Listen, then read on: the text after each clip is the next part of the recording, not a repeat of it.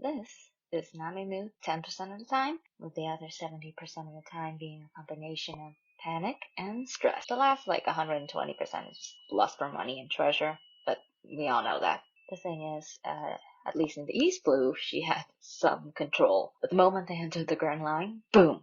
Nami's stress level is way past the moon. So let's just step in Nami's shoes, okay? She just spent a good 8 years slaving away under her mother's murder just to buy back the freedom of her village. So already she has some baggage. That is way behind us now with Arlong and his crew arrested. Loketown was just nice and relaxing for Nami. Not only does she finally get to treat herself, she can relieve some of her unresolved tension by picking on retail workers. And then Luffy got on top of the execution stand and nearly got himself killed, and the Marines start chasing them. But it's fine. There's still the thing is blue, where everything is based like normal in the One Piece world. But here's the thing.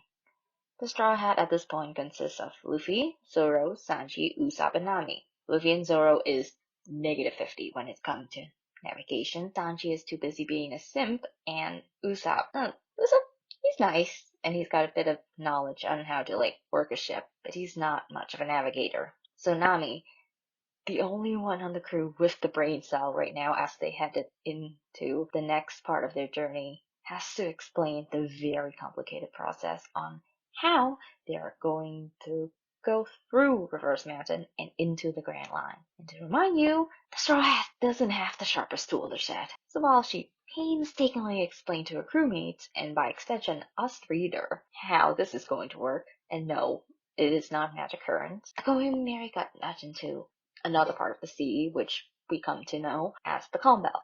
It's it's a nice stretch of water, there's no wind, there's no wave, and also the breeding ground for a gigantic sea monster.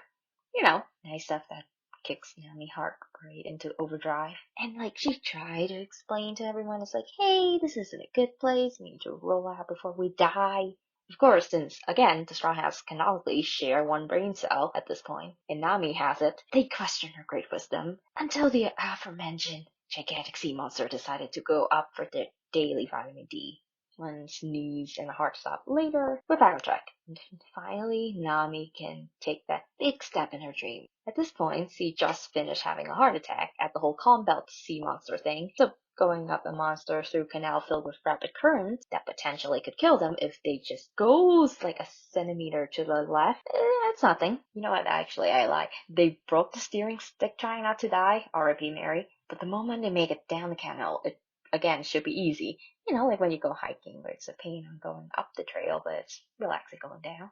Unfortunately, they're in the Grand Line now, and if it was easy, something is wrong. So Usopp with his sniper peepers point out, hey, there's a gigantic obstacle blocking their path in the form of a gigantic ass whale. Because, Nami needs more gigantic sea monster in her day. So while everyone is rambling to dodge out of the way, Luffy, the madman that he is, shot a cannonball at the whale. Not only did that obviously do nothing, Mary's figurehead got broken. R.I.P. Mary. Luffy does not stop there though. No, he then proceeds to punch the whale in the eye and probably punch Nami's blood pressure through the roof. And Nami's blood pressure just keep going up because the whale in retaliation swallowed the ship whole. Again, Nami can't catch a break because the next thing they knew, they would jumped by yet another gigantic sea monster, and found out after an infuriating long gag that there were in the whale's stomach.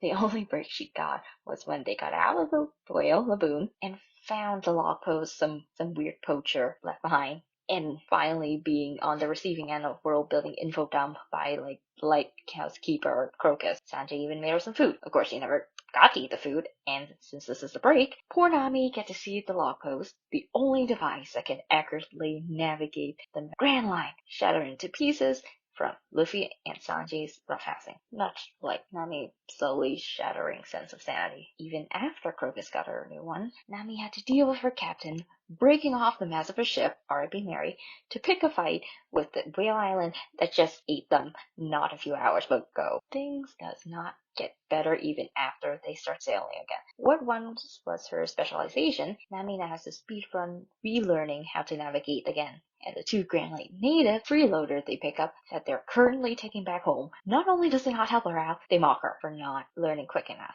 At this point, I'm surprised she hasn't drop-kicked them into the water like she did that anime filler villain guy. Anyway, that's not even the worst of it. In the long list of things Nami has to deal with the moment they enter the Grand Line, like summoning ass backward into an evil plot to take over a kingdom where an ally got blown to kingdom come not like 5 seconds after they made a plan.